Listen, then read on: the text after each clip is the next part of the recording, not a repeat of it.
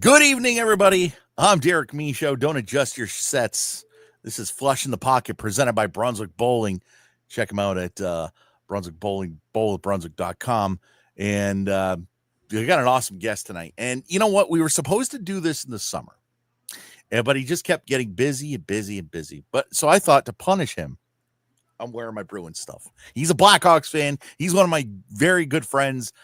Super guy, man. One-time champion, which he'll get more very soon. AJ Johnson from Motive. How are you, sir? I'm doing all right. How you been, Derek? I'm doing all right, man. I'm doing great. This is awesome. So before we get into it, my neighbor in Florida wanted me to ask you a question about what does it take for somebody to to go college bowling after college bowling to become a pro. What's the process like with that kind of stuff? Sure. Yeah. It's there's a wide range. We got a lot of guys, a few guys that didn't bowl in college that are bowling on tour, and but majority of the guys, I would say probably 90% of the guys that bowl on tour, bowled in college in some way, shape, or form, and ultimately, like, just putting in a lot of time and effort. You see all these guys from other sports and football and baseball and basketball, and the guys that go from that level in their sport to make it to the NFL, the MLB, the NHL, the PGA, all that stuff is guys that just outworked everybody. They put in a lot of time and effort and dedicated themselves to every aspect of their sport, and really striving to get to that next level. And then from there, it's building a resume. It's bowling competitions, higher competitions, and kind of the stepping stones, right? So you bowl in college, and then from there you bowl regionals. You bowl a lot of the higher level amateur events, and you start bowling things at higher competition levels. One of the first tournaments I bowled when I was in college was team trials, because Team USA trials for me at that time was a tournament where a lot of good competition was going to be. There was some PBA guys there. There was a lot of good college players, guys that were my age, and then also some other players from everywhere that were really good. And I just wanted to see where I ranked in that level, and try to beat some of those guys that I watched on TV all the time, and just kind of gauge where I was at, and kind of, for me, really was to get a big, kind of an assessment of what it is I needed to work on, what I need to get better at, which pattern did I not bowl good on, which ones I bowl really good on, and, maybe some different things with balls and maybe some physical stuff, who knows. But yeah, just to kind of really understand what are the guys doing at the highest level, what do I need to do to get better, and then go back and put that time and effort in. And then obviously, like, the regional thing was big too. I get my story with that is maybe a little different than some. Yeah, I bowled a regional my sophomore year of college. It was the first one I ever bowled, and I beat Tom Hess right after he had won the Masters. And so that was the first one I'd ever bowled, and that was kind of a big eye opener for me. It was pretty cool.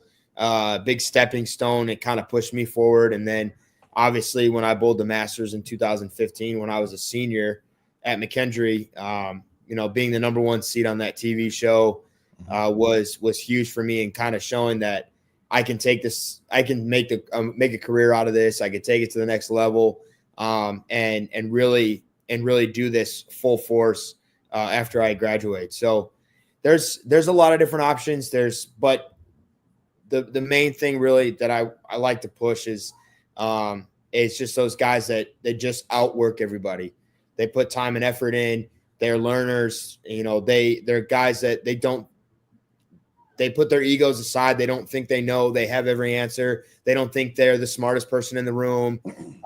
They're not entitled to things or whatever. They just outwork.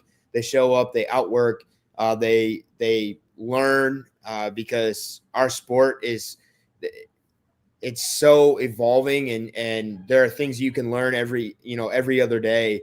Every time you go and practice, every competition you bowl, there's always things that you can learn. And it's just, those guys that continue to do that are the ones that take it to that next level and have success. Okay. So it's not that they're like, okay, you're in college, I'm going to teach you how to be a professional. It's not in a clear cookie cutter way like that. It's more so of your coach is going to show you and make you a better player. You're gonna bowl on tough patterns every day, because in college you don't bowl on a house shot. You bowl on sport shots every single week, whether that's practice, where it's tournaments. A lot of the tournaments in college are bowled on some pretty hard patterns these days.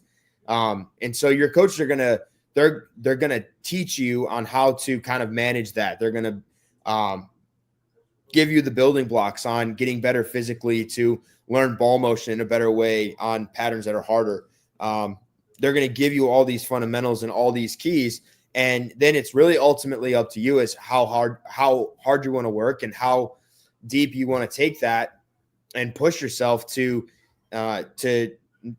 maybe, instead of just being a player on the team, you're now one of the main guys that you're never coming out in a tournament. You're always bowling. You go from being a guy that's, 1, 2 in the lineup to now you're the anchor. It's just how much you want to work and how much you want to take, all that information and put it to work and put the time and effort in. And there's no real cookie cutter way. I mean, there's no, there's great coaches out there in college, and there's some really great programs. There's some programs that are, they just have college teams, and some of those programs that breed a lot of players that end up going to the PBA tour. You see it. A lot of the kids see it when they go to every tournament every weekend. Those are the teams that usually finish near the top. And so if you're at a school where you're not really finishing up there and you're not contending, then maybe, watch and see what they're doing and see how they're playing the lanes, how they're, what they're doing physically or whatever, and try to incorporate that and learn that and put that into your game. Okay. Yeah. All right. So let's cover, the PBA schedule came out, and there's a couple of things that are disappointing. You guys aren't coming to Maine. Yeah, I did. I saw that too. I was a little upset about it. What do you think of the schedule? I mean, what are your hits? What are your misses? What are you looking forward to? What are you dreading? I mean, nothing really dreading. I mean, maybe, I guess really, the big thing, which is, it's pretty much the same thing every year, is the travel schedule around the tournaments and how we can get to tournaments in ample amount of time in order to get ourselves ready, whether that be us physically and, with bowling balls, or, just giving enough time to, not feel like we have to drive or fly. And then as soon as we get out of the truck or off the plane, then we got to go throw a bowling ball. It's, that's always the biggest thing is the travel and how, to coordinate, when a tournament ends, getting to the next one, in enough time so that we can, get ourselves ready and our bodies ready to compete. So, I mean, I don't see anything crazy. I don't see anything out of the ordinary. A lot of similarities to last year. I do like that this year we have a tournament to bowl before the U.S. Open and before a major. I think that's a big thing. It's something that the players have always wanted. I don't think I could be, speaking for, a lot of the guys on tour, but, we really don't like starting the year off with a major, let alone one of the hardest majors of the year. Right. If the PGA Tour Commissioner came out and said, "All right, guys, we're gonna really try to ramp things up this year, and you guys are gonna start off with the U.S. Open week 1, and you're gonna have 20-yard wide fairways, 8-9 inch thick rough, and the greens are gonna be like putting on hardwood." They're going to laugh at the commissioner. And then he's going to go, "Oh, hey, by the way, next week we're going to go to Augusta and you're going to play the Masters the week after." It's just, right. It's not fair to the athletes, not fair to the players. So It is nice that we get a tournament before a major, to just kind of get back in the flow of things and get things going again, and start the new season off.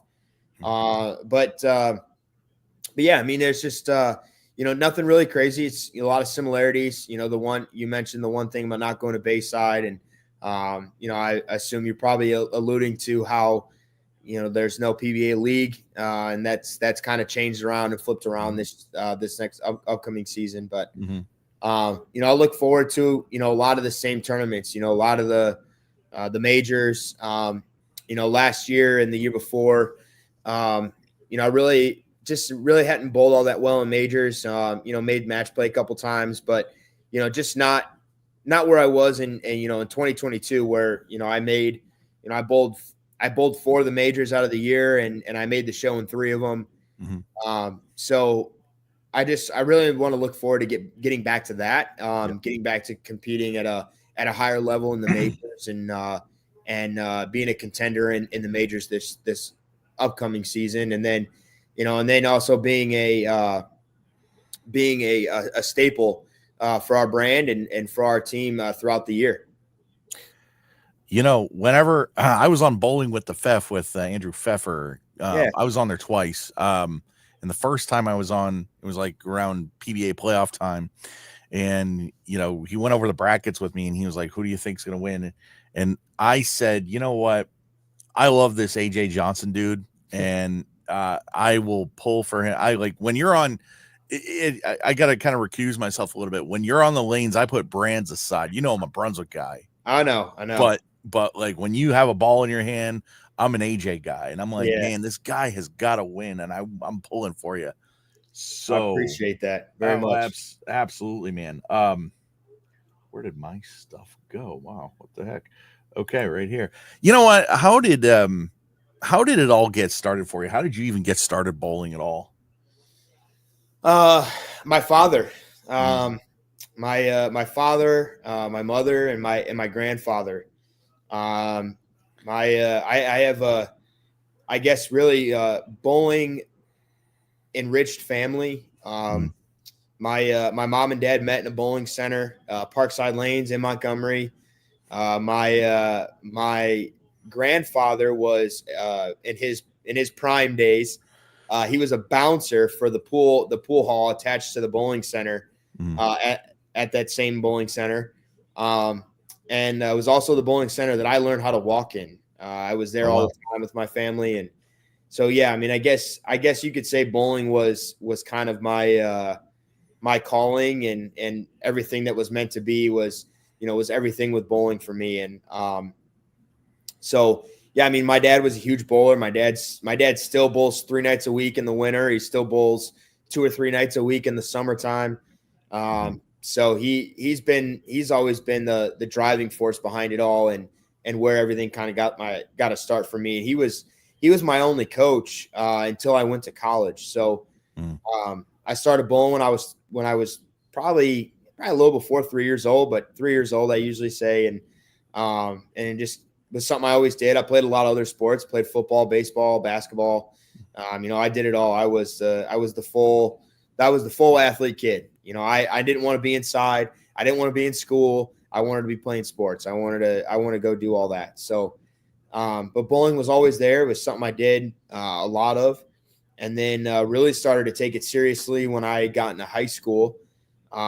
Me and a few other guys that I bowled in junior leagues with, and also was in high school with, we started the bowling program at Oswego High School, and really was the push behind that. And we finally convinced the athletic director in the high school that if they gave us a team and a program, we guaranteed that we wouldn't lose to anybody in the conference, because every other school in our conference had boys bowling except for us. And they kind of like laughed it off, and they're like, yeah, sure, whatever, you can say that. And we looked at him and said, no, we're not joking, we're serious. And then for the first 2 years of the program, we went undefeated in the conference, won the conference, and then ended up going to state, those remaining 3 years that I had in high school. And we took second in state 1 year. And so it was, and the high school and program was like, wow, you guys were actually serious about this. And we're like, we tried to tell you. We tried. Right. Yeah. And so yeah, that was a big jump for me. I did a lot of cool things in high school. I set a bunch of records. Um, I don't know for how long, but I do know it was a pretty good period of time that I had the highest 3-game series in high school across the nation. And like I said, I don't know for how long it lasted, but I bowled 857 my senior year, and had that record for a while. I had a bunch of 300s my senior year, and just did a lot of cool things, and that ultimately led to me going to McKendree University, and really having a good career. And short of winning a national championship with them, which was the ultimate goal. We did a lot of really cool things, and the year right after I graduated, the men's team won. They won a national championship, and I felt a part of it because a lot of the guys were guys that I helped bring in, and it just from college, it just jump started, and here I am now going into my 9th year on tour. Oh gosh, and 857, that's hard to do. Yeah. I had no idea it was happening until it was done. Like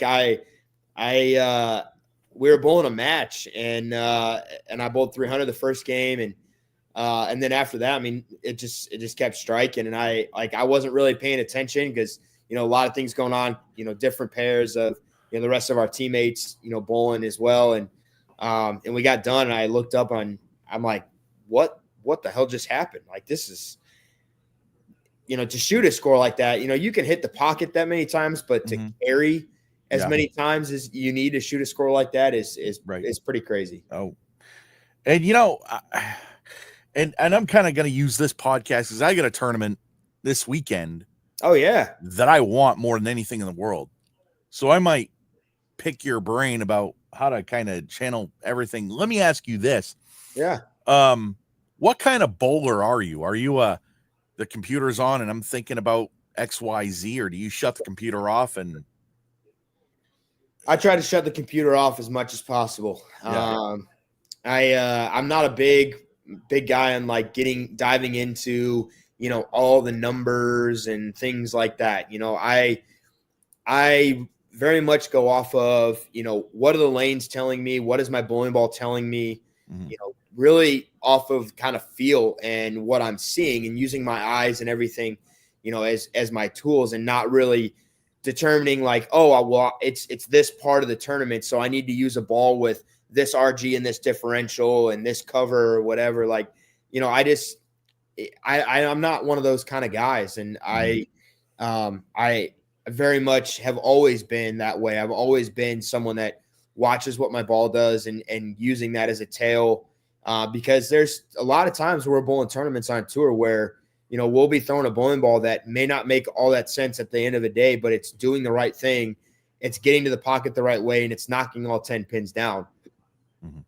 Versus, there might be a time, when we're bowling on fresh where they just hook so much and we need to use a different ball than what we would, normally use on the fresh, or, so it's just a lot of off the field, and a lot of what are the lanes telling me? What's the pattern telling me? What's my ball telling me? How's my ball going through the pins? All those different things. And I try to turn the computer off as much as I can, and really try to use the feels and my eyes and stuff as ways to know what to do. Right. Yeah. So your father coached you said your father coached you. How long did it take you to get like really good and like post the numbers that you post now? To be honest with you, I don't know. It seems like it's an everlasting thing. I don't know that I've really gotten as good as what I should be. But for me, it was something that I really enjoyed, and I like to find ways to get better as much as possible. And if there was something that I felt was off, especially when I was younger, there's something I felt was off and I was trying to fix it. I would spend an hour, 2 hours, a whole practice session on working on that thing until I could get it right more than just one time in a row. And I would spend hours upon hours practicing, after my dad got done with league. When I got older, I would, there'd be nights where I'd be getting phone calls and texts from my dad at 1:30, 2 o'clock in the morning, trying to figure out where the hell I'm at. And I'm just at the bowling center practicing. Hey, you ready to come home yet? It's late. Yeah. He's like, you know what time it is? So you need to get home. It's late. What are you doing? Like, I'm just practicing. That's it. So I was never, I had fun in college, but I was never one of those guys that really like went out and did a whole lot of things. Like, I spent all my time like working on trying to do whatever it was that I could to get better every single day, every single week. Now that I'm older, priorities shift, things change. And I have a little one now. He just turned 9 months old today, which is, I can't believe we have a 9-month-old. That's awesome. With our house here and family with Allie and Brantley and, stuff around the holidays, just priorities and things change. And, I try to find ways to get the work in that I used to do, in other ways, whether it is, whether I'm bowling league and I want to work on something while I'm bowling league, then I'll do that, or, take some time to go and practice, in the mornings or, whenever I can.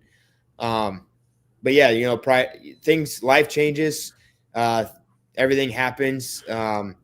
And obviously I wouldn't trade it for the world. Because, you got a beautiful family, buddy. You got it. I appreciate it. Yeah. It's amazing. And, I love them dearly, and just want to do everything I can to try to be as successful and provide for them as much as I can. You're doing it, buddy. You're doing it. Actually, I just bought tickets to see your boy's namesake there. I'm going to see him in March. Awesome. Yeah. We love that. Yeah, so it's gonna be awesome. It's him and Travis Denning and Austin Snell. So we like that. That'll be a good concert. Yeah, it's gonna be great. He's gonna have a little fire on the stage, I think. But Brantley Gilbert puts on a hell of a show. I will tell you that. Yeah, he does. So I think I already know this, but what did you accomplish to make you say I'm gonna try the tour? Was it the Masters? I'll let you answer, but was it the Masters? How long after the Masters did you get your card? So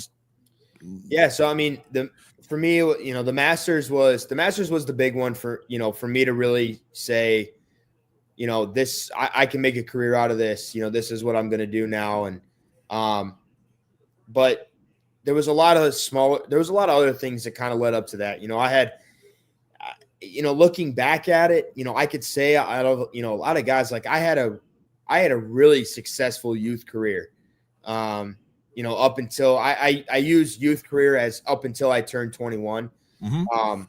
So, I won junior gold. I won my first regional that I ever bowled. I won so many, I won countless tournaments, throughout Illinois and Wisconsin, the area around here that had a lot of youth tournaments. And, making Team USA, junior Team USA, I made the adult team and the junior team the first year that I ever bowled team trials, which was a huge goal for me because, one of my main reasons and one of my big things, with this sport is, being able to bowl for your country, wearing those 3 letters and those colors. It's a feeling that you can't describe unless you get that opportunity. And it's something that's really been a part of my life for a long period of time now. Those colors run deep in me and my family.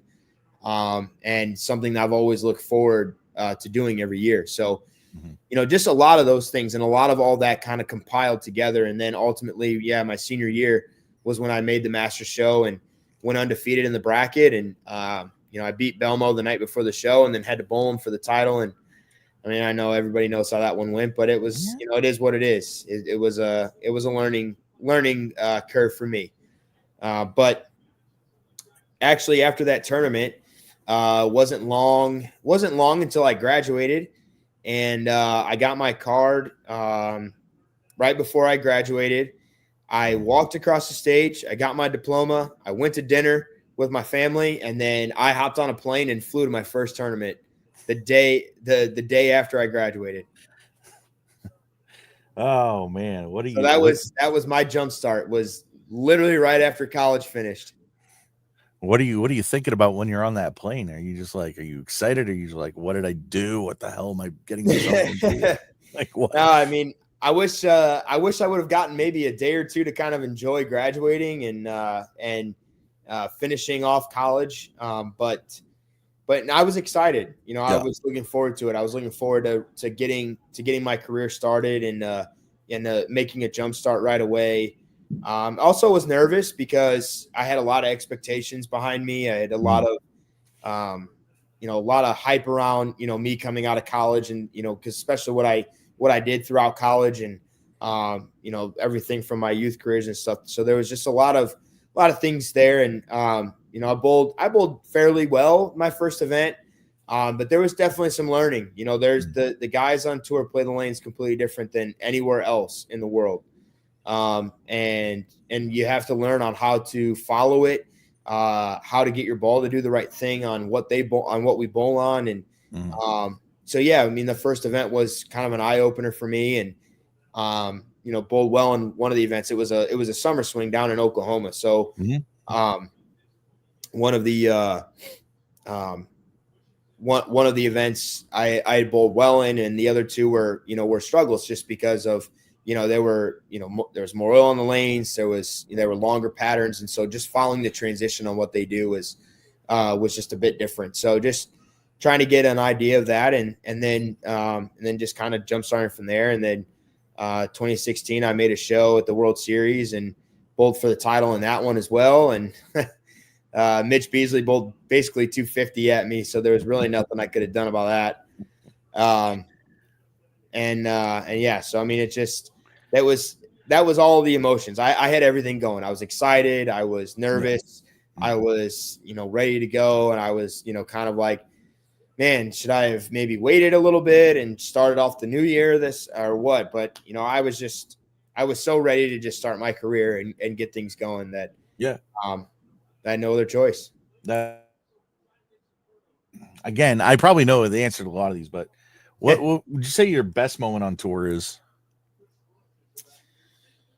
My best moment on tour. Let me try to think about that for a minute.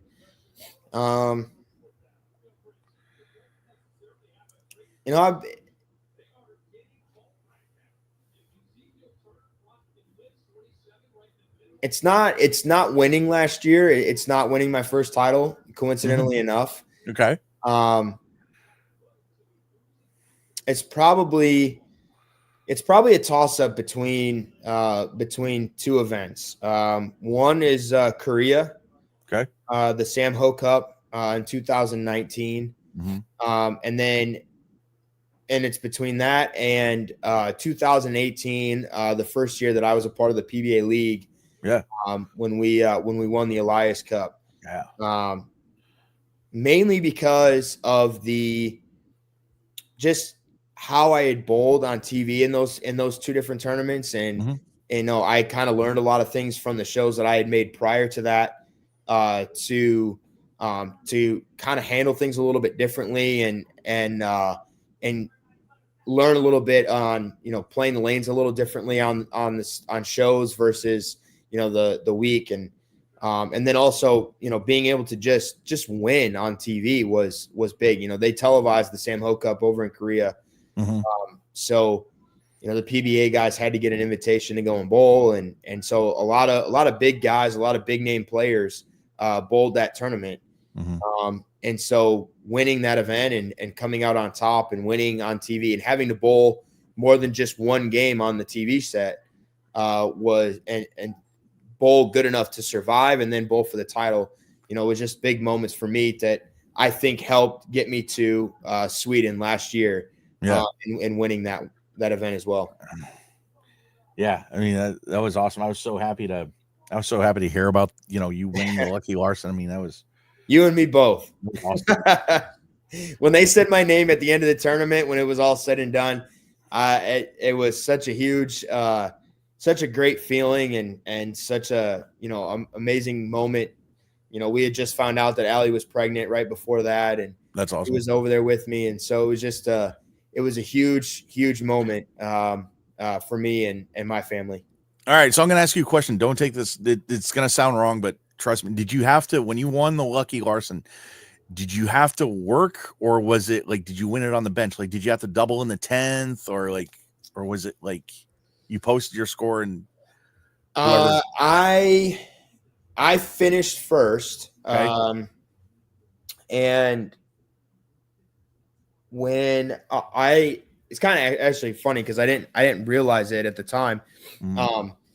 But throughout that match, it kind of started, had like a slow start. Jesper 8-10 in or 7-9 the first frame. Got him out of urethane. You're such a right-hander. I know. And then he had a couple of shots that didn't get to fall. I had a couple good breaks, but I had a washout that I made. I had a couple other frames and that were all right, and then finally throwing a double, I think in the 7th and 8th frame, and then he didn't bowl that great of a game, which was surprising because I thought he would have bowled a whole, a lot better. I thought he bowled a better game than what he did. I thought it was going to take 230, 240 to win that title.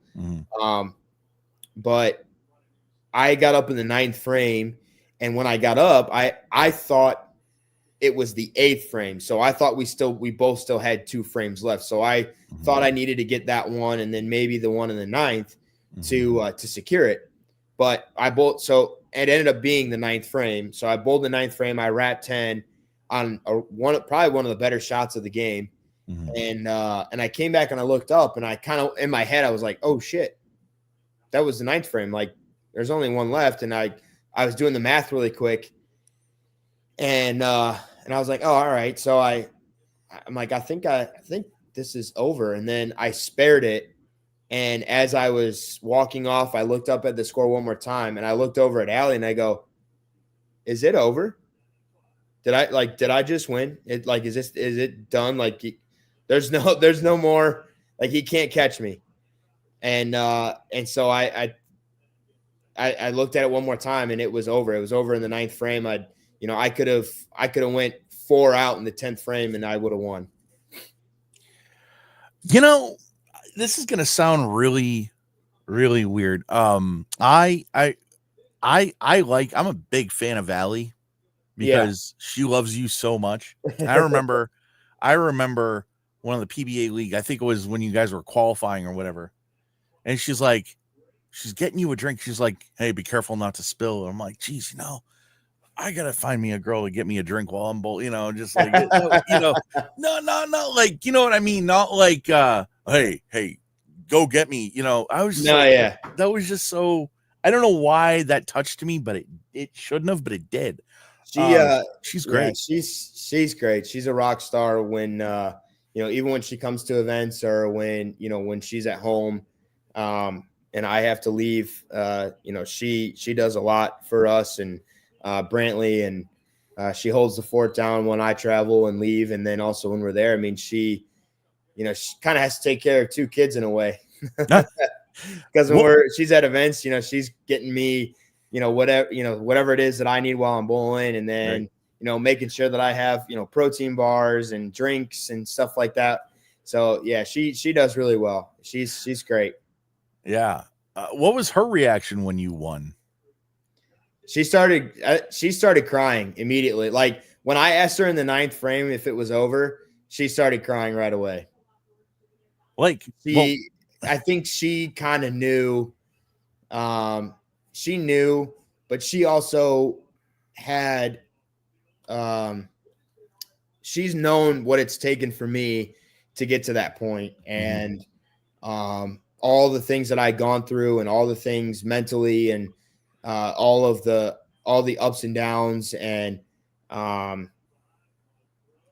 she knows all that I put into it, and she sees it every day. She sees it, when I'm home and when I'm struggling, and she got it. She understood, and she let all of those emotions out just as much as I did when that happened. So I wonder if there was any part of her that was like, I don't really want to tell you because I want you to kind of just stay focused, She's kind of like cautious on that, because like I'll ask her sometimes and she's like, just throw a good one here, like you're good. Like she won't really like get into it, but yeah, no, I mean, it's just an emotional week. Pretty crazy. It's never easy to get to that point. And yeah, it was really cool. I mean, the match before was pretty cool because I had to bowl Simo, and neither one of us had good ball reaction that first game. And it was kind of like a match of here, you have it. No, you have it. Right. You have it. And then I made a ball change towards the end of the game, and I threw one in the 9th and all 3 in the 10th to force Simo to double. And he didn't. And so I think in that moment as well was also another thing for me, is like another pushing force behind, I can throw the shots when it matters. I can throw it when I need it, to get me to the point of get me where I want to be, and to set myself up for success. We're chatting with AJ Johnson. Like and subscribe on this YouTube channel. We got 181 around there. This is great. What would you say is your worst moment on tour? Oh man. So I've talked about this a couple of times with some people, and it was, so I had just come off of 2022 of having probably one of the better years that I've had on tour. Like I said, that was the year I made 3 out of 4 major shows. I made a couple other shows that year. I finished 3rd in the PBA playoffs that year. Bowled really well overseas. Won a couple of gold medals. So it was a really successful year, really good year that, I was hoping, and what I was pushing for is going to strive and keep working for, to build on into the next season and to just keep kind of rolling it forward. And 2023, the first half of that year was not really all that great. And I remember bowling in Wichita. It was like game 4 or 5. I don't remember which one, but I vividly remember the beginning of the game. I bowled the first 2 frames, and I came back and I was sitting on the steps that you walk down into the bowlers area. And it was my turn to bowl, and I couldn't get up. I couldn't, my body wouldn't move. It wouldn't get up. And my chest was pounding and my heart was racing really fast. And I was breathing really heavy, and I didn't know what was going on. And what ended up being was I just had all this anxiety and all these things going on of this fear of not wanting to physically throw a shot because I had already knew what was going to happen before I even threw it. And it was just all these things just kind of piling on top of me at one time.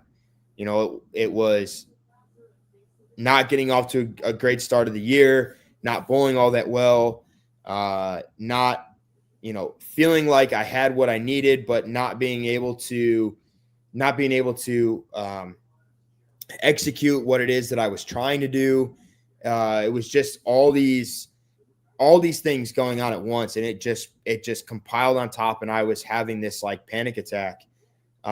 And I just physically couldn't get off the steps to bowl. I mean, I ended up finishing the tournament, but it wasn't long after that where I had reached out to Brian Kane, the mental performance coach that came and worked with us at Team USA.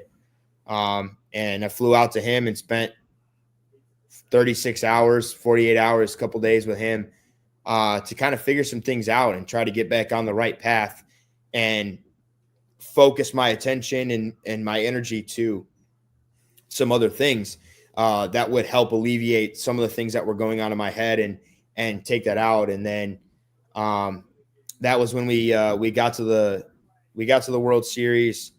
I think I finished top 20 in the World Championship, and then I made the Cheetah Show by having to throw all three in the 10th, the last game of qualifying, to go to a roll-off, and then needing to double in the 10th in the roll-off to make the show, and then get on the TV show and throw 3 balls in the gutter and throw the last 7 of the game to beat Jacob the first match of the show. So it was just a huge, like, full circle moment for me of how, flipping things around and going from, Wichita being it just, as low as possible. I came home from that tournament and Allie noticed it because I was, my daily life was affected, and my, everything that I was doing, even at home, was just affected by bowling. I mean, I still get that way, and I still fight a lot of that, but at that time it wasn't good at all. And she looked at me and asked me if I was okay. And I said no. And it was just, it was pretty crazy. So how did you're sitting on that step. How did you get up to even think? How did you not withdraw? I thought about it. Yeah. I thought about it. I thought about just not finishing the event, but I thought maybe there was something deep down that would kind of get me out of it and get me to, to finish it. I've always been somebody that has strived on, I don't quit. I don't back out of anything. So I don't know. That was more of that just came out and trying to finish, rather than, just calling it quits and withdrawing from the tournament and then trying to figure things out. But yeah, it definitely crossed my mind.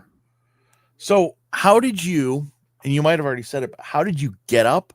How did you finish that? And is something like that ever going to happen again? I mean, is there a possibility of that? I certainly hope not. Right. I certainly hope not. But yeah, no, I think it was just trying to breathe through it. Yeah. Was majority of how, I ended up being able to just finish. And then just having some conversations with our guys from Motive, because we had a couple of guys there, and, I told them what I was feeling at the time and what was happening.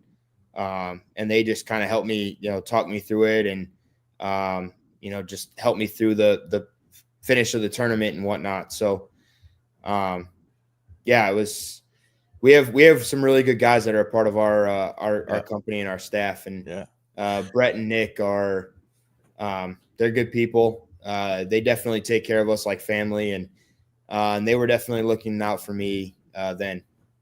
Yeah. Adam's in here and he says, sorry he hasn't talked to you in a while. No, it's all good. Yeah, what's going on, Adam? So I want to say this to you, because the reason I started this podcast is twofold. When I want to be able to talk about bowling whenever I want to talk about bowling. And the reason I took it the direction that I did with interviewing you guys was kind of a way for me to have a conversation with you, and not just you, but like all my heroes. And I just want you to know that I'm just looking at I'm sorry, I'm going to use your name, Adam Johnson. You know what I mean? Like I know could, if I said, hey, AJ, could you send me 5 Motive balls and a few Motive shirts? You'd be like, I'll see what I can do, man. But I don't worry about what you guys could do for me. I listen to you talk about your anxiety. I'm like, my goal whenever I go to a pro event is, how do I make these guys feel better about themselves? How do Sure. I lift these guys up? Because, nobody ever does. Like, oh, hey AJ, can you get me a ball? Can I have your autograph? It's like, what is, like, being an athlete, it sucks sometimes because nobody takes the time to think about, how am I doing? Sure. So Yeah, it's they see everything for face value, and they think that we're these, because I think we have they have full access to us, and we're so close in proximity to everybody that it's just it's tough sometimes. yeah, We get pulled in a lot of different directions, and people think that because that we're so close in proximity to them, that we're at their beck and call no matter what. And it does get tough yeah, at certain events and certain times. And um but I've always done a pretty good job of making sure I talk to everybody that sure. has a question or wants to ask me, or ask me to sign something or a picture or here and there and whatnot. And Right, I hardly ever say no to anybody. And right. sometimes to a default, sometimes to maybe it's to my detriment, maybe. I don't know, but it's kind of how I've always been. I learned that from Parker Bone at a young age. Some of the stories that he shared with me. So just this is what I've always prided myself on. And yeah, I mean, it is tough. It is, because sometimes they see us as the professional bowler and not the person. We still have daily lives. We still put our pants on one foot at a time. Yep. We still have things going on at home just like anybody else does. And it's not all rainbows and sunshines and Skittles for us. There's a lot of hardship and sacrifice that goes into this. Not many people in the world leave their significant other, their family, and their kids for the extended period of time that we do. I'll say that I say this to a lot of people because I mean it, and it's, I don't want to, and then we'll move on. But you can score 0 on TV for the rest of your career, and I'd still pat you on the back like you shot 300. Well, I appreciate that. You'd probably be the only one patting me on the back, but at least I'd have one. Hey man, AJ, nice job. Oh, Derek, leave me alone. I just shot 0. What the fuck? Hey, what's your ideal way to play the lanes? Ideal way, I've always scored really well when I can be a little firmer. I can use my rev rate speed to my advantage, and using straighter angles. That's always been one of my go-tos, always been part of my A game. And then, I mean, we bowl on so many different things. So, you have to be good at being able to do it all, play the gutter, play the middle part of the lane, be able to get in and hook it. But for me, when I've bowled at my best and when I have full control of everything is when I've been able to do those. I can be a little firmer. I can use my speed and rev rate and use straighter launch angles to get the ball to do, what it is that I need it to. Yeah.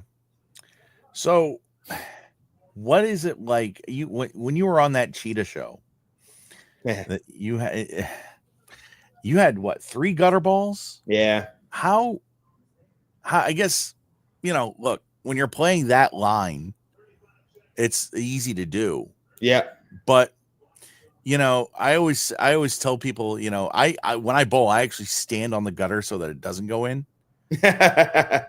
You know what I mean? That's just good. Yeah. But when you're playing, like, what was happening in that moment? Why did it happen? Like, what's going through your mind? So when we practiced on that pair before the show started, there was a lot more friction off the gutter than when they oiled for the show. And I knew that going in, but we still had to get it to that part of the lane as well. And when we started the show, I actually had told Brett that where my eyes were at and where I was trying to get the ball to go, there was a reflection of one of the lights, and it was literally right on where I was trying to hit. And so it kind of like messed with me a little bit. And so halfway through the game, we had the commercial break, and I talked to Brett, and I told him, and he's like, let's try to like get away from that a little bit and still use the same angle, but maybe get off of that, away from that, so that, it's not in your eyesight or in your line of vision. Right. And he's like, and I wasn't even like upset or like mad, because when my ball stayed on the lane, it did the right thing and it struck. Mm-hmm. Right. And so he's like, hey, when it stays on the lane, it does the right thing and it's pretty good. So he's like, let's try to throw 7 really good ones here, and let's try to make a pretty big story out of this. And it ended up working out that way. I threw the last 7 to win, and it was pretty cool. I mean, outside of not coming away with the trophy, mm-hmm. I think I have one of the best matches on TV in history. So that was because you won that pretty huge comeback where you had the gutter balls, right? Huh? You won the match where you had the gutter balls, right? Yeah. So Buttriff fouled twice, and the second one was in the 10th frame. It actually helped him because he split in the 10th, and he told me afterwards that he got a new pair of shoes for the show, but they were a half size bigger than what he normally wears.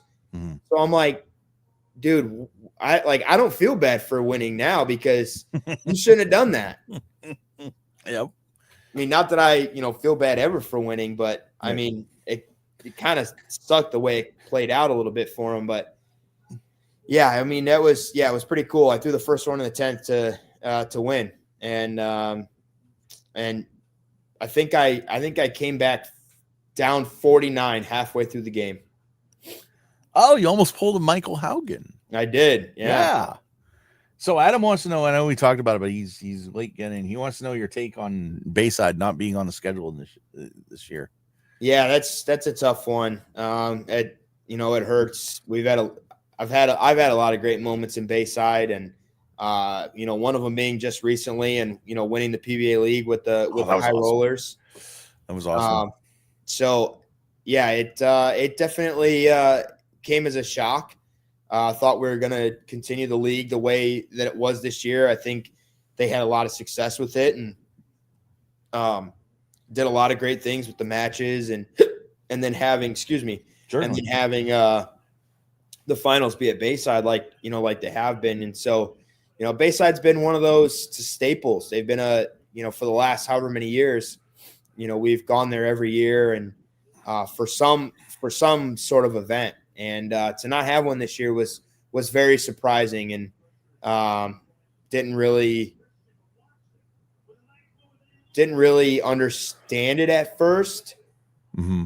Didn't really understand it at first, and I thought it was unfinished. Yeah, I was waiting for Bayside. I was like, something okay. I did too. I thought maybe there was, with this whole new setup, like I thought there was going to be something that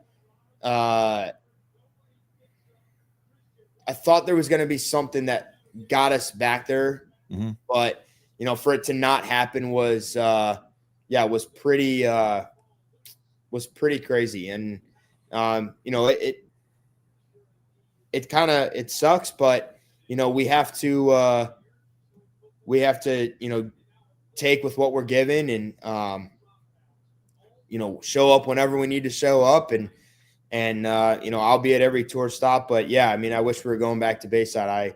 I like that place of Boldwell there, and maybe going forward we'll have more events, and we'll have something there sooner or later.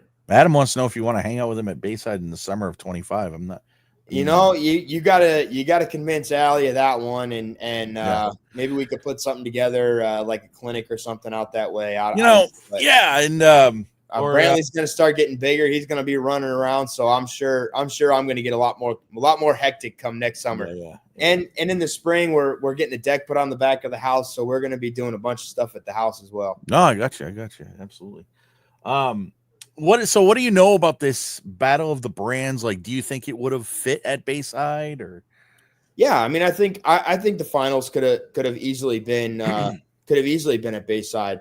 You know, just like the finals of the PBA League. So this battle of the brands is kind of like a rebrand of the PBA League, and you know, a way for the brands to get a little more showcase and things like that. But I think it's interesting. I think it's you know, I kind of feel like our team, you know, wish, you know, we had a little bit more of an advantage like some of the other brands, you know, with multiple teams and whatnot. But we get it. It's just gonna put a little more fire underneath us and over at Motive. But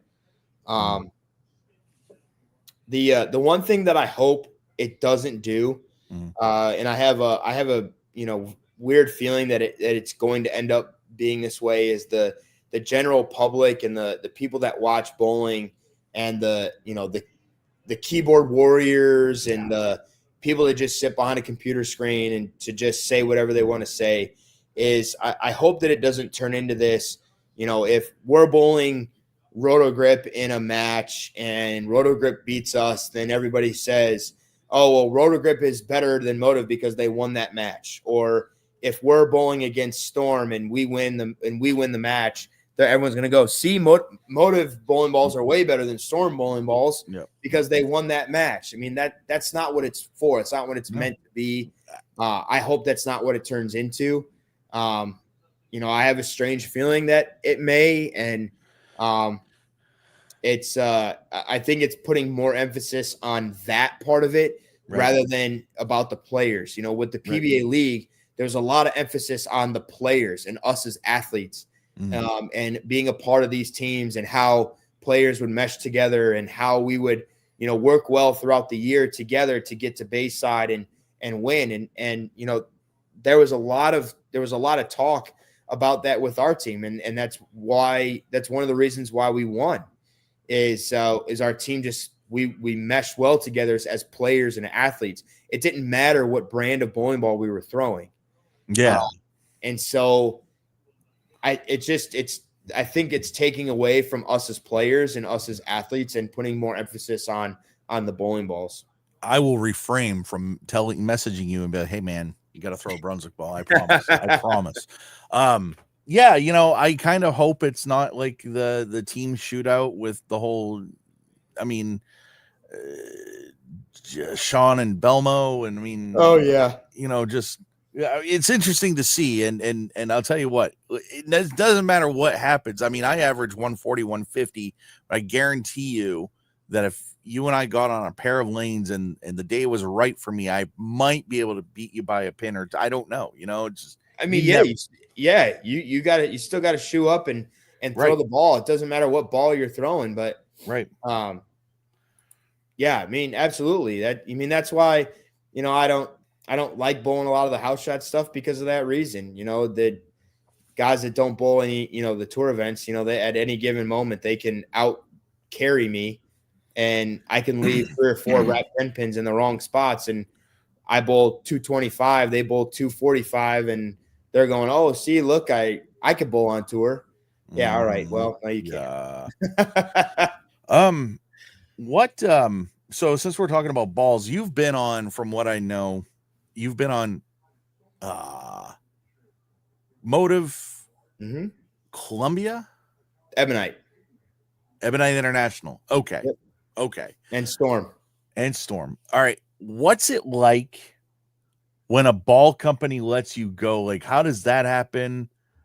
Or like, how, like, do you feel like I'm not good enough? Like, what's like when a ball manufacturer and you guys part ways, like what's the whole, how does it go down, I guess? So a lot of that is it's not necessarily the ball companies letting us go per se, or saying, we're not gonna re-sign you. A lot of it has to do with, when our contracts are up at the end of the year or whatever the time frame is just, it's seeing, what our options are. And, if there's interest from other companies, and, for us trying to get contracts and a deal that really benefits us and our families, and, having an opportunity with a brand that, wants to make you a part of the family. I mean, I have no ill towards any of the companies that I've been with. Right. I was with Storm for 6 years. I loved every minute of it. I got an opportunity in 2019 to sign with Ebonite that, was a hard thing for me to refuse and turn down. And, I felt like at the time was an opportunity for me to make a change in my career, to try to switch some things up. And, in that year that year was a really good year for me. And then at the end of 2019 was when the big news in the bowling world came out, when Brunswick bought Ebonite International. And I was actually over in Japan when that happened. I was doing a clinic with Sean Rash and Jason Cerner. Yeah. And we all woke up at 8:00 in the morning, and we're all sitting together and go, are you guys seeing this right now? Like, what the hell just happened? Like, we didn't know anything about it. We didn't even know if we still had a job. It was such a crazy thing that went down. And at the end of 2019, I was approached by Brett and EJ, and they said, hey, we really want to make you a part of the family at Motive, and, really give you a great opportunity to be a part of something for a while. And up until that point, I hadn't thrown a Motive ball. I had no idea. And so I tested some balls, and afterwards I was pleasantly surprised. And, I took a leap of faith. They entrusted in me. They believed in me. They wanted to do, whatever they could to get me to be a part of that company. And I've been a part of them since 2020. Now I'm going into my 5th year with them. And it's been great. But, I've never had any ill towards, towards any of the other companies. They all treated me right. They all did the right thing. There was just opportunities that were presented to me that were very hard for me to turn down. And that's really what it is, across the board. Some guys may just look to go to another company because they want to make a change. They're not happy with how they're bowling. Maybe they're not seeing it the right way, and they feel like they need to make a change to another brand to see a different shape, whatever it may be. And then it comes down to, contracts and what's presented to them, and what makes, what sounds right to them, what seems right and benefits them and their family. Yeah. What do you do with all those balls, like those Storm balls, and those EBI balls? That's a lot of, because you guys have unlimited access, right? Yeah. Those balls from then, they're stashed away in a safe place. Oh, there we go. They're saved away. And I've got some old good ones that we can no longer throw on tour because of the year rule. And even the resin stuff. Yeah, even the resin stuff. Yeah, everything has to be before August 1st of 2022. So okay, and then next year, after August 1st of 2022. So not before. Everything before is thrown out. Does it go up a year as is? So if it's 22 now, I think that's how they're doing it. I haven't seen since, but I think that's how they're going to do it. But yeah, no, I've had some good old gems that have been stashed away and put away. How many balls do you carry on tour with you, and why? So when I fly to tournaments, I'll take anywhere from 6 to 9, just because that's what I can take on the plane with bags and stuff, and having status with the airline to be able to take that many. But when I drive to events, I I load the back of the truck up with as many as I can and whatever I can fit, and that's what goes with me. And my reason is because I want to be prepared for anything that I see. And I don't want to have to drill 6 or 7 bowling balls at a tour stop because I don't have everything that I need. Right. Like when I go this weekend, I'm bringing 5 balls. Yeah. Bringing my mindset, my Defender Solid, and of course, my spare ball. Gotta have that. Yeah. And the Danger Zone, and I'm thinking True Nirvana. Now, I know you've probably never thrown that, but it's kind of like a pearlized ball. Yeah. And the Danger Zone's kind of weaker.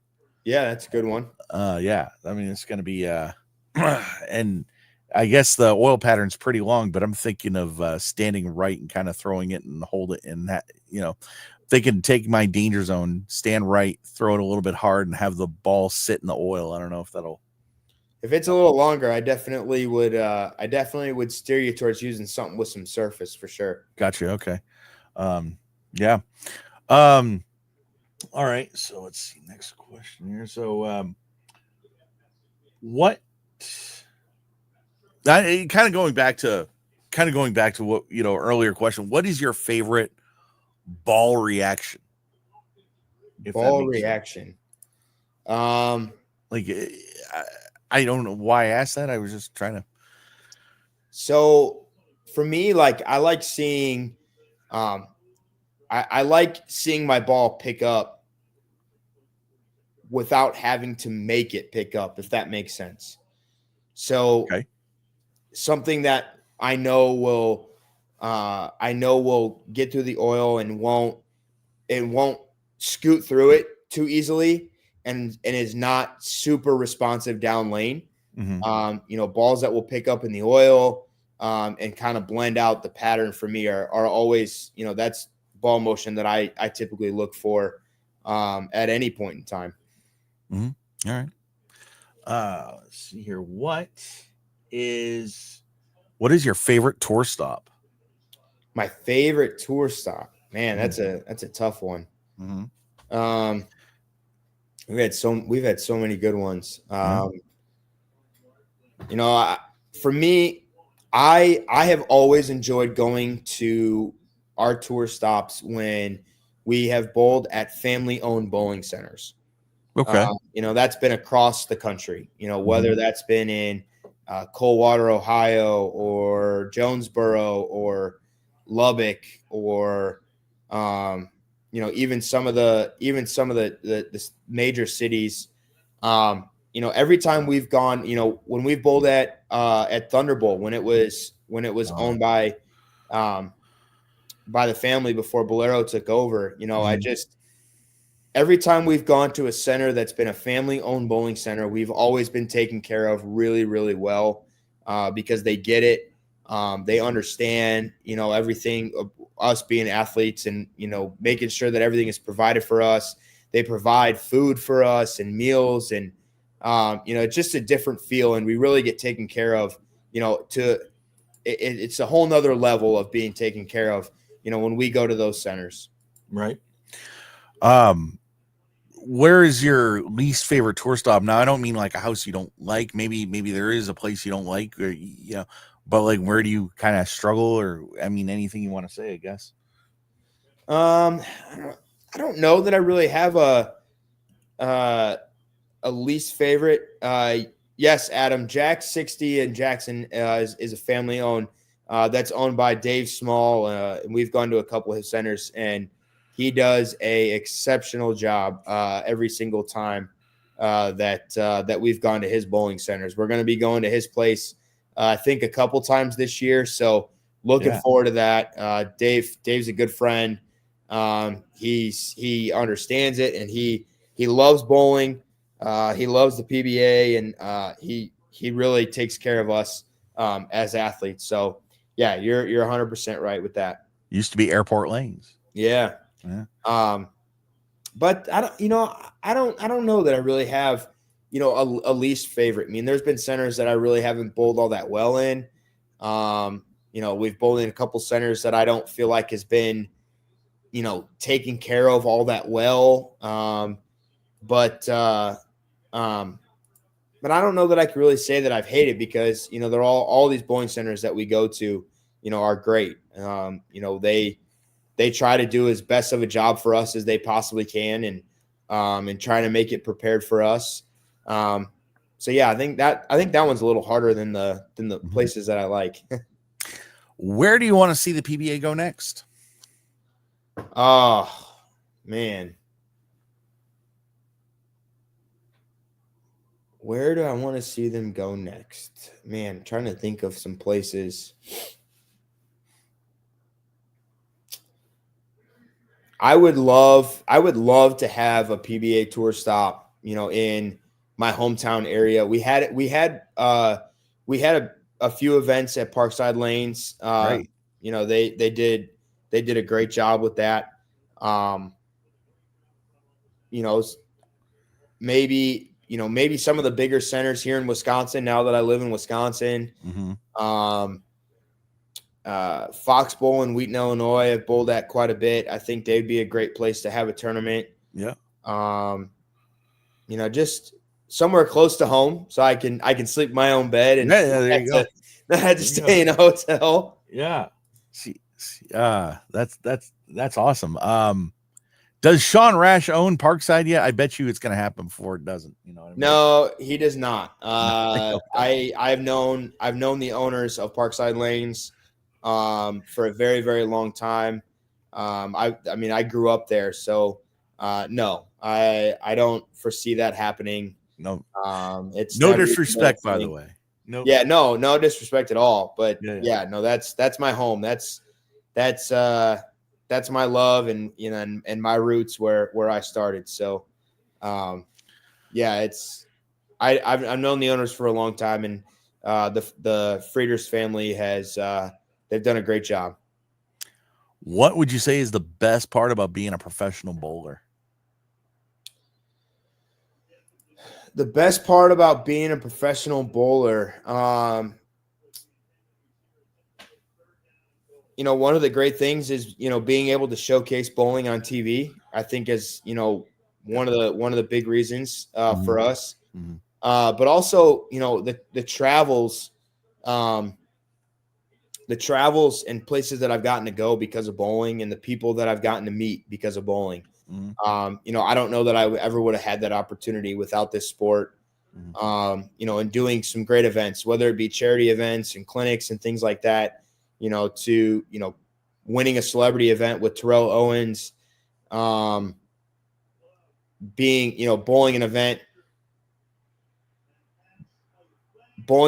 with Jimmy Allen, and spending time with him, and, seeing how these guys really enjoy our sport. Mm-hmm. And then being able to just travel across the world. I mean, I've been to 20 different countries because of this sport. And I really, I definitely would not have had that opportunity or gotten to do that had it not been for this sport. Mm-hmm. What is the worst part about being a professional bowler? The travels, I would say, the time away from family, it's never easy. The quick turnaround sometimes with events, and, and then also with, I also think with how short our season is, I wish we had a longer season, and something that kind of happened throughout the whole year that, we could really showcase bowling even more than we already do. And, just the, and then you throw into the part of, for what we have, with resources being as scarce, we're not up there with all the other sports, and the amount of money that they compete for, versus what we do, so it makes it tougher. It makes it tough year to year if things aren't going so well. Right. When you're bowling on TV, I've always wondered this: are the lights in the bowling center shut off, and it's just the lights from the TV, your setup, or is it? most of the time, the rest of the bowling center over the lanes. So the lights that are out over the lanes are all shut off except for the lights that are on the TV pair. That's what I thought. Okay. But they will turn the lights on by the pins for the pairs that we can practice on. Yeah, gotcha. Okay. All right. What's a PBA rule that you agree with that maybe somebody else might not? PBA rule that I agree with that somebody else wouldn't.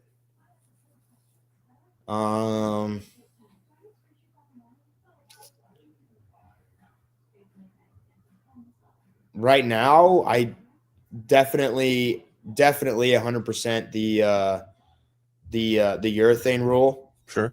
Not a lot of people agree with that, but I'm all for it. I mean, I'm all for with just urethane being done all together.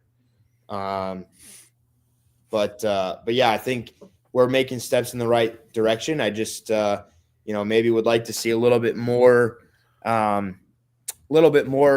stricter enforcement of the rules and things like that when it comes to the urethane stuff. But yeah, not a lot of people really are about it. They think we should just be able to throw whatever and call it a day.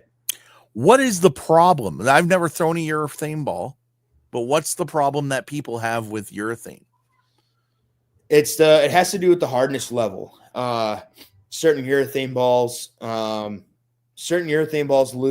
lose a lot of hardness, and they really haven't been able to figure out how to keep it at a certain hardness level without them dropping and getting softer. And what happens when urethane balls when bowling balls get softer is they make a bigger footprint on the lane. It allows for them to pick up and hook in spots that maybe harder bowling balls or other bowling balls wouldn't. And so for a lot of us, it's not necessarily that people are using urethane. It's that, we know that there's an issue when it comes to the hardness level, but guys up until now were continuing to use certain ones and basically deciding to blatantly cheat because they knew that it wasn't at the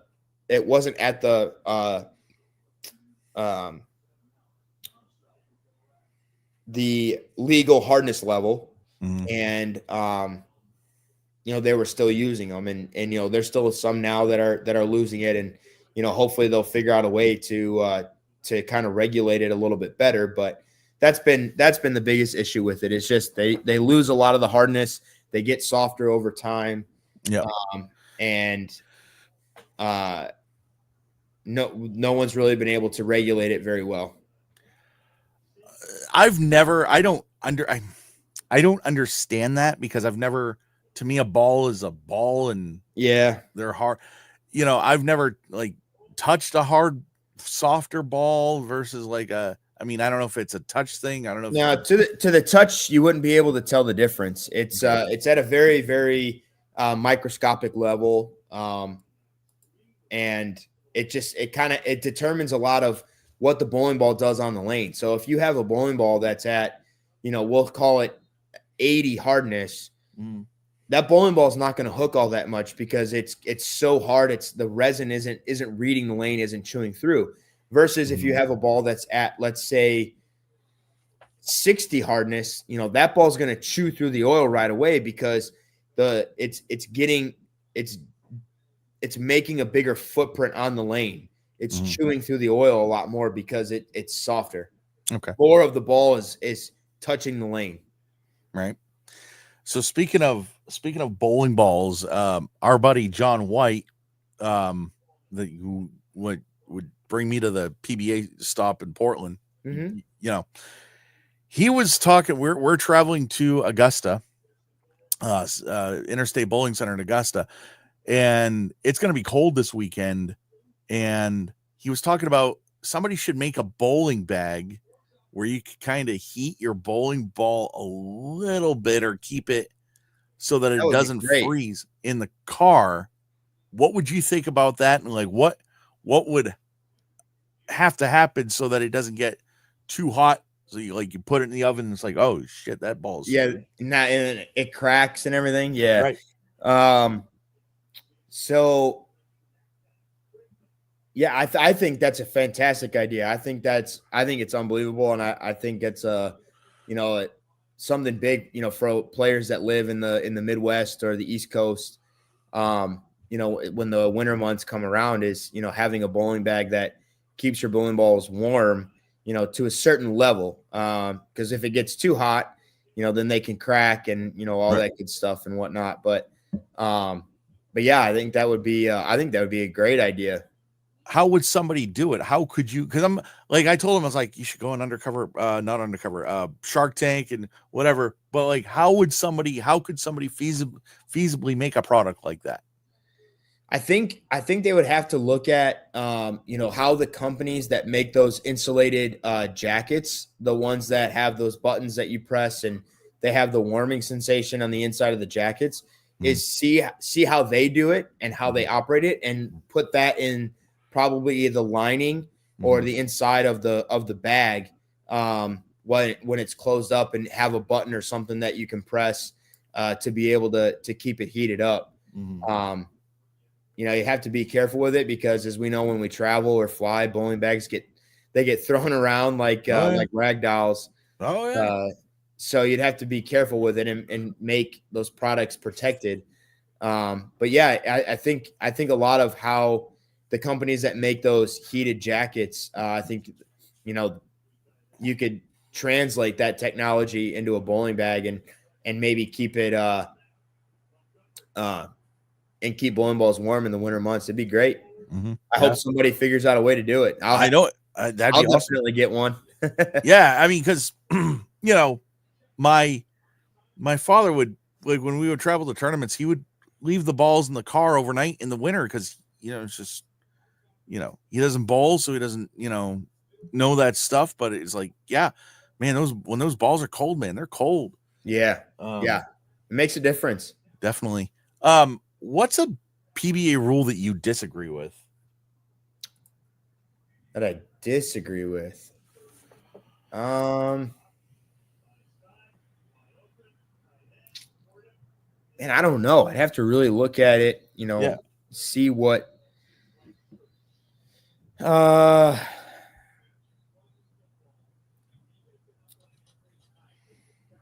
Man, that's a tough question. I think the PBA rules aren't enforced as much as I think they should be. Okay.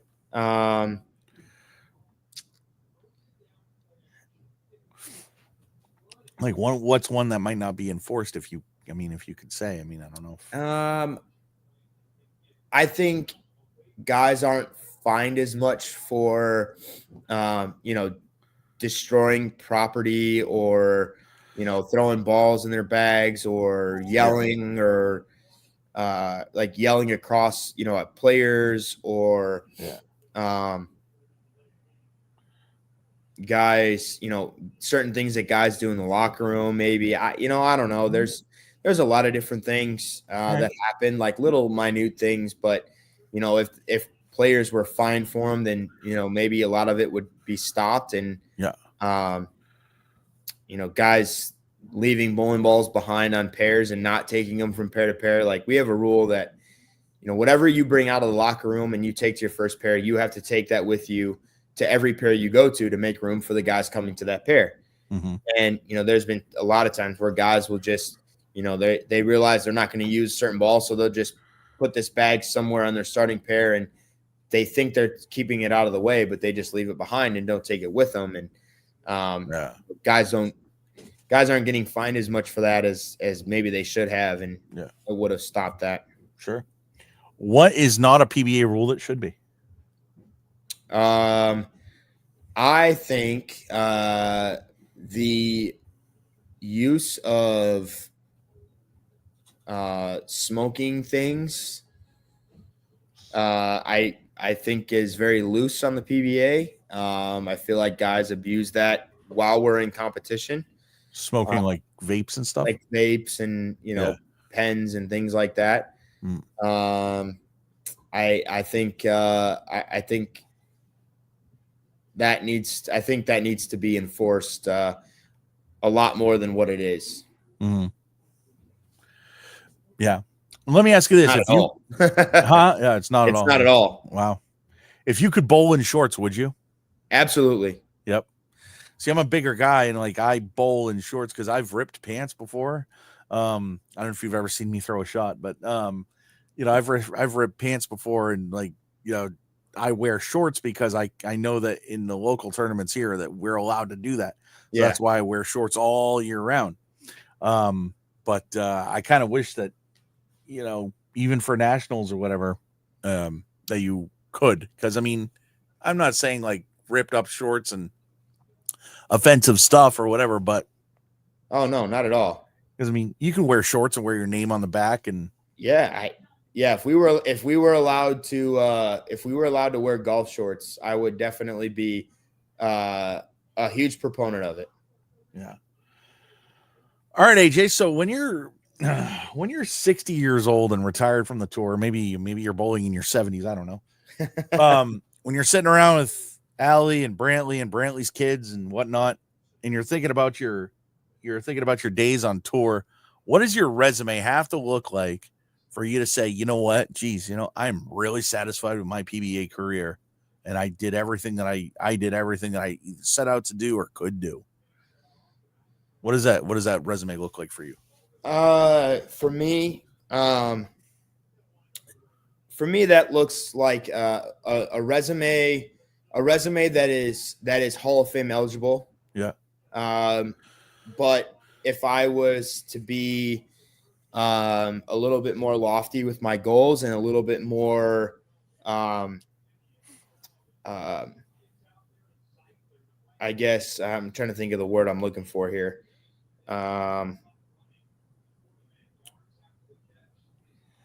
What I would be driven towards, or what what my focus has been on, from day one as an athlete, because I've always, strive for the next one and strive to be Mhm. better. Mm-hmm. Is I think having won all of the majors, at least a Triple Crown. Yeah. And after that, just having won enough that makes me feel like I have really accomplished, what it is that I have wanted to accomplish in this sport of being regarded as one of the best to do it. And like I said, having a Hall of Fame career and Hall of Fame resume that really resonates with people remembering when I'm all said and done. Yeah. What would you say is preventing you from, I guess, and this is a bad question, I guess, because a lot of people, how come you haven't won yet? But what's preventing you from, I guess, winning in the US, in the States, winning a title in the States or whatnot? Just I think really trying to obviously over wanting something, is a big factor. Yep. I think and I think just knocking on the door as many times as possible, and then when those doors open, is taking advantage of those opportunities a little more so than what I have done. Yeah. Like I said, just giving myself more chances, because the more times you give yourself chances, the more times you figure some things out and you get more comfortable in certain situations, and then eventually, before you know it, you've won a couple times in a year, and things just snowball. Yeah. No, I'm right there with you, because the tournament that I'm bowling this weekend is actually something that I really want. I mean, I want to win everything I bowl, but Absolutely. this is something I really want. My favorite relatives are going to be there. I'm away from my bed. It'll take me an hour to get home when I come home on Sunday, but I don't know how to, I guess for me, I don't know sometimes how to shut the computer off, or how do I not want it so bad that it's almost like you make bad shots because, oh, well, shit, now I think you just got to focus on executing and just focusing on, your own process and everything that you do well. And And then, the rest will take care of itself. And like I said, just really focusing on executing each and every shot. Yeah. And the thing, it's tough. Like, I'm sure you've bowled your state tournament. Everybody wants to chit chat and whatever. And I kind of have a PBA mind, like it's almost unfair to them, but I don't mean to be, I'm not there to be your friend. I'm not there to talk to you. I'm there to bowl. Yeah. We'll talk later. Sure. I don't know how to, I guess, get that across. And you're there to do the work. Right. Yeah. Yeah. I don't know how to get that across without being a jerk or nothing, but it's tough sometimes. Oh, it is. It is. What is this might be a weird question. Do you have a PBA regret so far? PBA regret? Yeah, actually, so far it is one of the shots that the shot that I threw in the roll off in the Masters on the first match. I had really good ball reaction. I felt like that I was bowling really well on that show. And I got into a roll off the first match, and I threw a couple shots that weren't all that great. That had I thrown those shots a little bit better, I feel like I would have came away with that title. The Masters of 15. No, 2022. Okay. All right. Yeah, there you go. All right, man. Well, we had a lot of fun with these hard questions or whatever. Now it's time to have a little bit of fun. I do a segment called Going Flush in the Pocket. When was the last time you bowled 300? Last time I bowled 300 was just a few weeks ago. League here at Surfside Bowl. Nice. Well, I mean, look, bowling 300, it's got to be stressful. It's got to be nerve-wracking. Your knees probably knocking. What if I told you could bowl 300 just using your mouth, using your words? You're going to do that right now. Oh, absolutely. You might even get a couple of extra in here, but what's your favorite food? My favorite food. Ooh. I eat a lot of chicken, vegetables, and rice. But favorite food is between sushi and anything that my sister makes. Okay. My sister has somehow become a very good cook, and I don't know how. But why? Why do you say that? And she's great. And I say that because when I was younger, when I was little, very little, my sister's 11 years older than me. So she used to always babysit me when my parents would go and bowl. And she had her boyfriend over at the time. So it was the three of us, and she was going to make 2 of the frozen pizzas for us to eat. And she thought that because she was making 2 pizzas, that she needed to double the time that they went in the oven for. Oh, no. And she almost set the whole oven on fire. That's awesome. So for her to go from that to now to what she does now, I mean, she is a phenomenal cook. Wow. Okay. That's awesome. Does she do it for a living or just? No. She just enjoys it. She a bowler? She is not. She's definitely not. All right. Favorite music? It's between some hard rock and country. Yep. Okay. So let me ask you this: when you're getting ready for a tournament, now I'm gonna shock you with this. When I'm getting ready for a tournament, it could be so much as getting my bowling balls out of the locker. I'm a country guy, diehard country guy. Yep. I don't listen to country while that's going on. I'm listening to like Evanescence, 3 Doors Down, hard 3 Doors Down. Yep. I listen to hard music when I'm getting ready for bowling.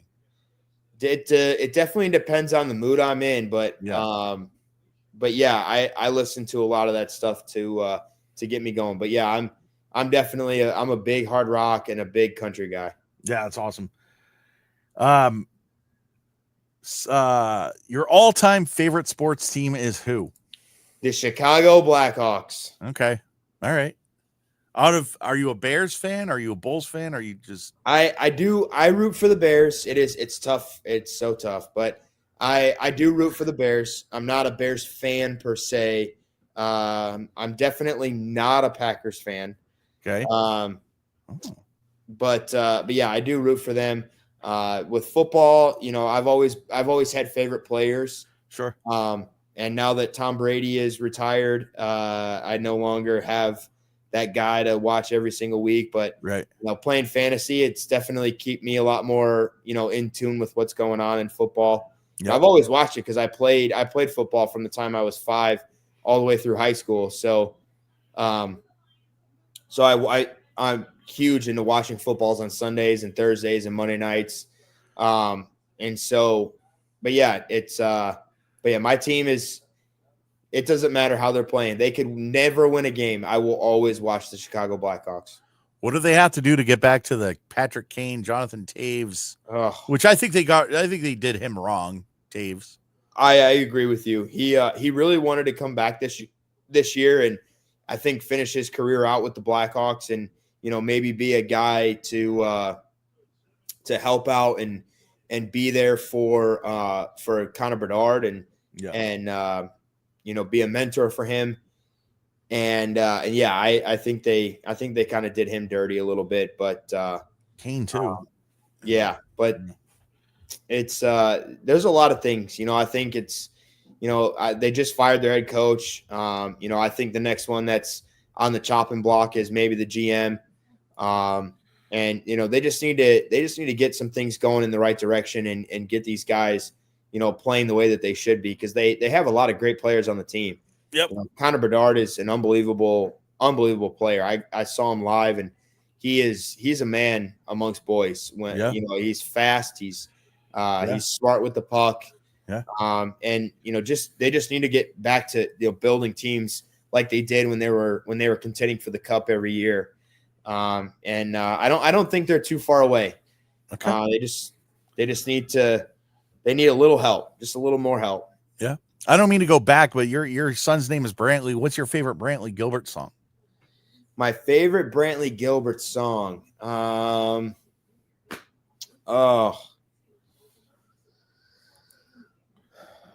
Man, oh man, oh man. He's got so many good ones now. Yeah. So there's a couple of them Mm-hmm. that come to mind. I'm actually gonna look really quick to make sure I get it right. You do what you want to do, man. Thank you for giving me all this time. I really appreciate it. Allie probably wants to kill one of us. I think she's up in the shower right now. So all right. So he's got one song. It's called "Son of the Dirty South." Okay. It's a little faster pace, a little harder rock country song. Right. He's got another one called "Off the Rails," same way. Yeah. But then he's got kind of not necessarily slower, but it's not as fast paced. It's called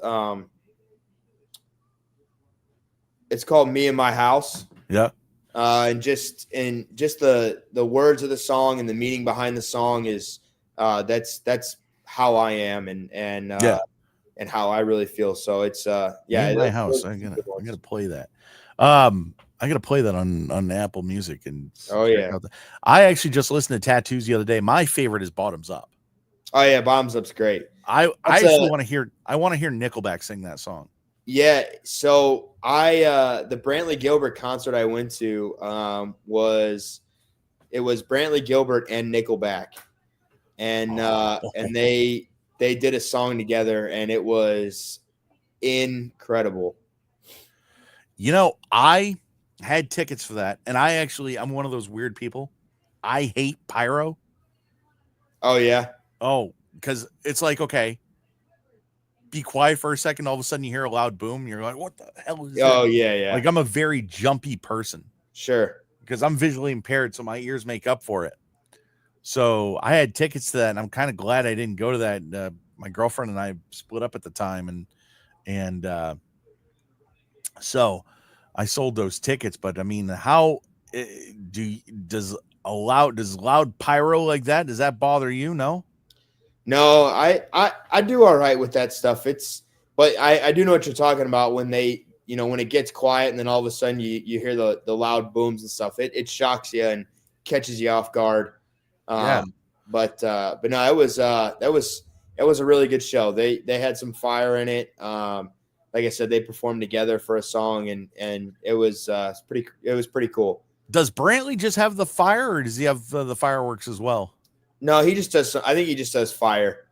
Oh, I'd be cool with Nickelback had fireworks and fire. Oh yeah. Oh yeah. I mean, it was good. It was a good show. I saw it on YouTube, but yeah. If you're not a professional bowler, what are you doing for a living?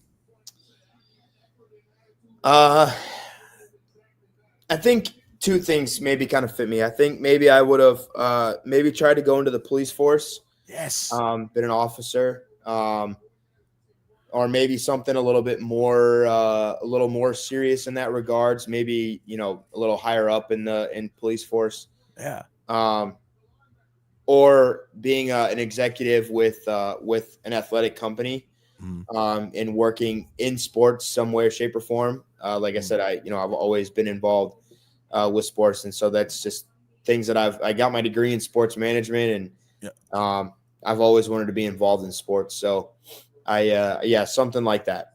That's awesome. I don't know if you've ever checked out my station, but one of the last things I say when I leave the airwaves is, please be good to your police officers. Cause I mean, they get a massive bad rap, man. I understand there are bad ones, but for sure. But that's not all of them across the board. I mean, I have two guys that I went to school with that are good friends of mine. They're both police officers, and their dad was the chief of police near where we grew up, and then one of my best friends now is just in his wedding. He's a police officer for the town where his dad was a sergeant for. So yeah, I'm friends with and know a lot of officers, and there's a lot. There are some that are bad eggs, but I know a lot of the good ones, and they definitely aren't the way that people portray them. So what I do is if you don't mind, can we give personal shout outs to a few of them? And oh yeah, my the two guys I went to school with, they're Jimmy Lukashik. Their dad, he was the chief of police. His brother, Jimmy's brother, Matt Lukashik. And then my best friend, Johnny Malatia. He's they currently serving and currently officers now. And they do a phenomenal job. Well, Jimmy and Matt and everybody I hope they see this, and thank you for wearing the badge from the bottom of my heart, and AJ as well, and so thank you. Absolutely. Thank you very much. Absolutely. All right, so let's trade places. Let's see. Another athlete is a professional bowler, and you are a what? What sport are you going to play for a day? Or it's tough. I think I would love to be a quarterback of an NFL team. Yeah. Absolutely. I don't know, man. I could see you in the WWE a little bit. Yeah, I mean, maybe. I don't know. Throw a couple guys out of the ring. That'd be cool. Yeah. Trade places with The Rock for a day. The Rock. All right. So The Rock is a professional bowler. Well, so what is it? So I would love to see Dwayne Johnson bowl. I would love it. I think it'd be great. Oh shoot, man. Yeah. That's awesome. What are you binge watching on TV right now? Ooh, currently I am all in on Yellowstone. I'm a big Yellowstone guy. I love it. I'm all for it. I'm a big Yellowstone guy. I also just started watching a show. It comes on after Yellowstone on Sundays. It's called Landman. Okay. With Billy Bob Thornton. Very, very good show. It's about the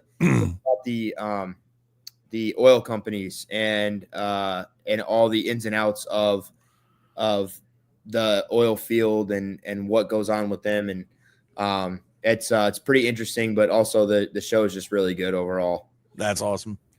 That is awesome. What is Allie watch? Are you guys like watch the same things, or is it like Allie, she likes a little bit. She likes Yellowstone a little bit. Yeah. But she does every time I tell her there's a new episode, she's like, "Oh, great! So you're gonna be sitting in front of that for a while." But she's a big.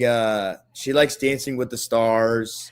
Yeah. She likes The Bachelor, The Bachelorette. Yes. Oh yeah. I'm all over that. I am a 43-year-old man, and I will admit I watch Bachelor. I'm a Bachelor super fan. Oh, big time. Absolutely 100%. Maybe you and Allie can watch that together one day. Sure. Hey, no problem. Favorite toy as a child? Ooh, favorite toy as a child.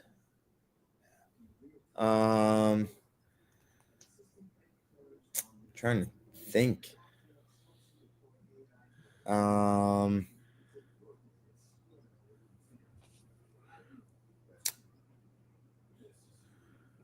Probably. I got a good one. Okay. It was probably the the little basketball like rim and backboard that you can put on the back of your door. Sure. I used to have one of those in my room as a kid, and me and my dad would play every night before I went to bed. He would have to play on his knees because I was so short.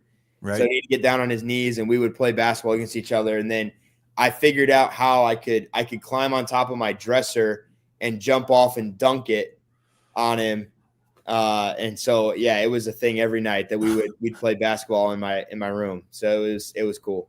Was it one of those like it's a small thing, right? Yeah, it's really small. It's like the hoop's like maybe that big around, and right. backboard that goes, and you put it over your door for your bedroom, or you on any door, and yeah, it's cool. It's a little. It's not a full size. No, the basketball, is maybe this big, and this rubber, it bounces it, so you can at least dribble it a little bit. That's awesome, man. That's really cool. If you could have dinner with 3 people, living or past, who would they be? Oh wow. Non-family members or family members? However you want to answer this. So okay. Before you answer this, Parker Bowen was asked this on a Miller 6-pack, and he said, "My mother, my father, my wife," because that was his. But however you want to answer this, you can do this. You can take half an hour to answer this question. I don't care. Whatever you want. Well, one of those people would be my grandfather on my mom's side. I never got the opportunity to meet him. He passed away when my mom was 16 years old. And so I'd love to be able to have the opportunity to meet him in person and talk with him. And then another one of those people would be Tom Brady. Mm-hmm. And then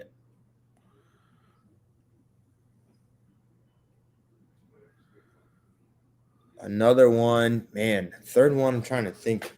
Who'd you say the first one was? I'm sorry. The first one would be my grandfather on my mom's side. Sure. Okay. Yep. Never got the chance to meet him. Yep. And then my third one would be, wow.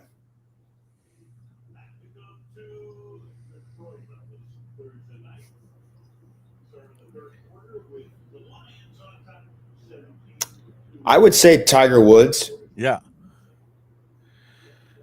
Yeah. I think that would be a really good one. Yeah. If I ever had a chance to buy you a meal, I wouldn't turn that down in a heartbeat, man, by the way. That's awesome. Those are 3 good. We got Yorkville, Illinois, none of your business. I don't know why. Oh, yeah. Yeah? Okay. And he says, wife went to Oswego High School. I think you were a year or 2 ahead. Yeah. I graduated in 2011, so. Okay. You graduated the year the Bruins won the cup. Yeah. All right. Let's see. What's the next one here? Hold on. What the heck am I doing? How did you meet Allie? How did I meet Allie? So, big full circle moment. Met Allie. I got invited to bowl a tournament at her family's bowling center here in Kenosha, Surfside Lanes or Surfside Bowl. And at the time, I didn't know that her family owned it. But at the time, I think I was 20 or 21 years old. I was with somebody at the time. She was 15 or 16.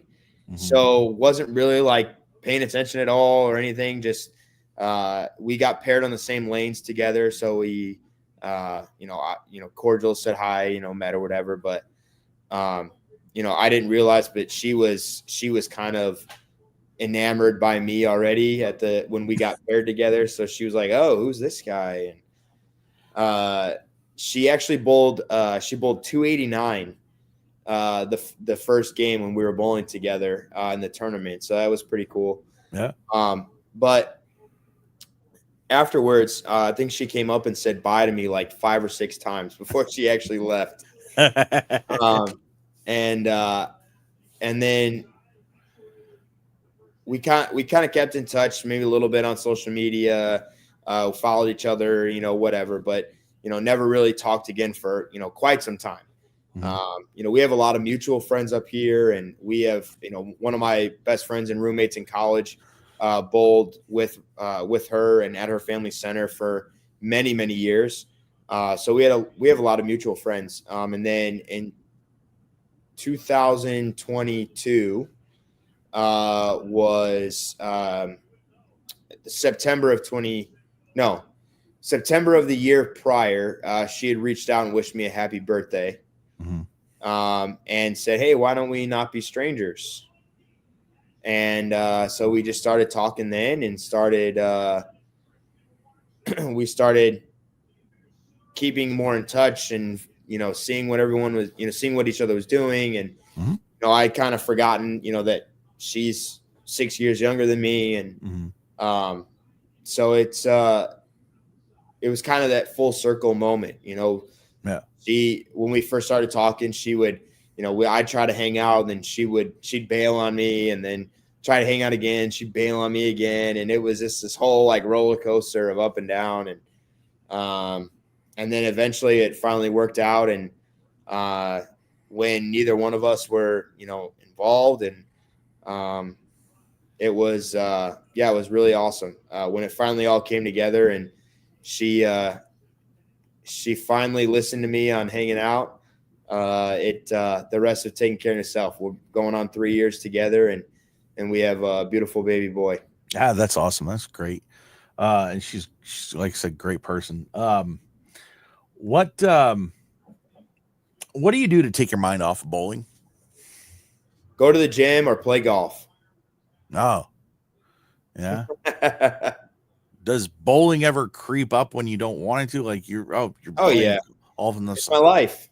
Yeah, I've been in bowling my entire life. So yeah, I mean, when I want to get away from it, I try as best to get away from it as much as possible. Use things as an escape, but yeah, sure, it always does creep up. Yeah. Me, I go to concerts, man. That's my thing. I go to yeah. All right, I want you to answer this one honestly. I don't got favorites. No, sorry. Sports team you can't stand the most. Sports team I can't stand the most. And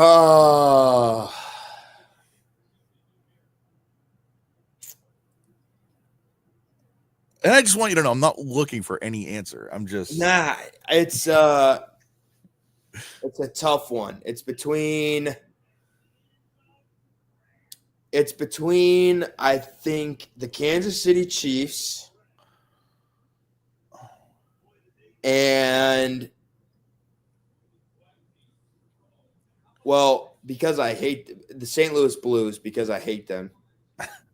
But because I'm such a fan of them, I just seen it in the comments, the Chicago White Sox.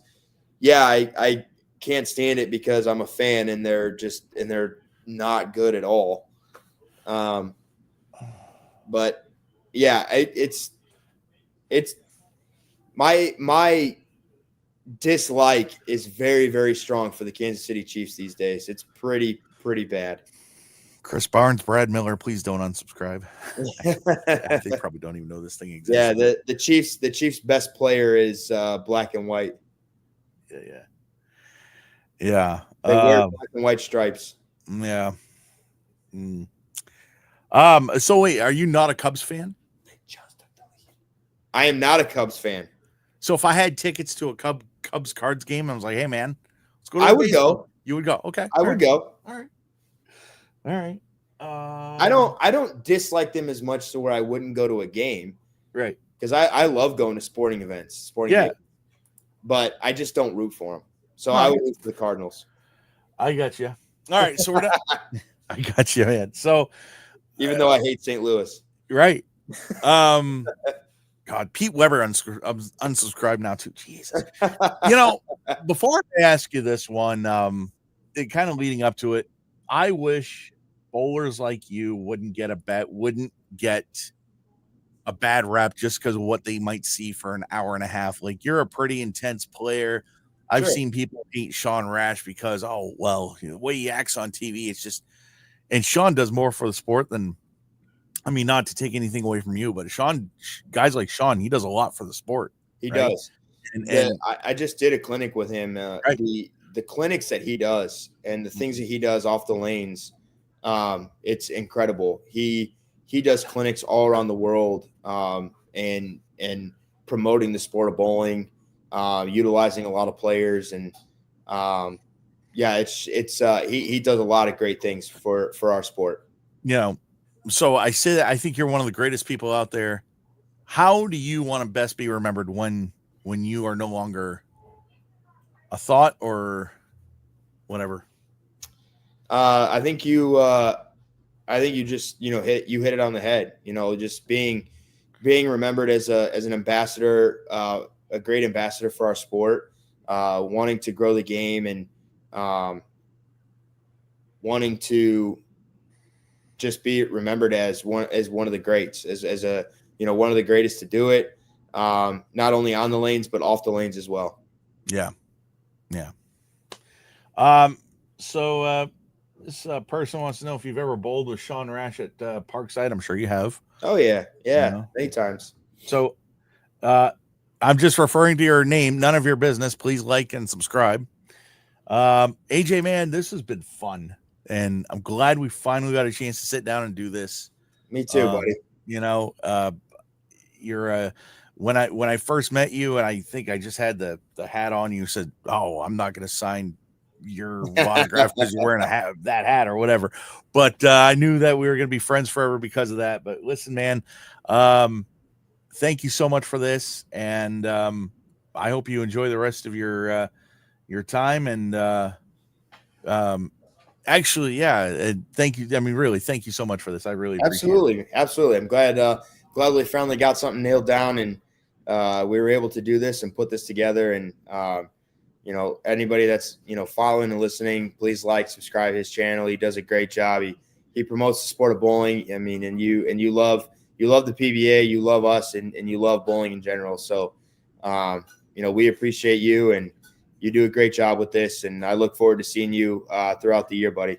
Hey man, before you go, let me sign off here, and I want to ask you a question real quick, and then but Josh and everybody else, thank you so much, and until next time, this podcast isn't dead. I know it's kind of slowed down. I promise this isn't dead.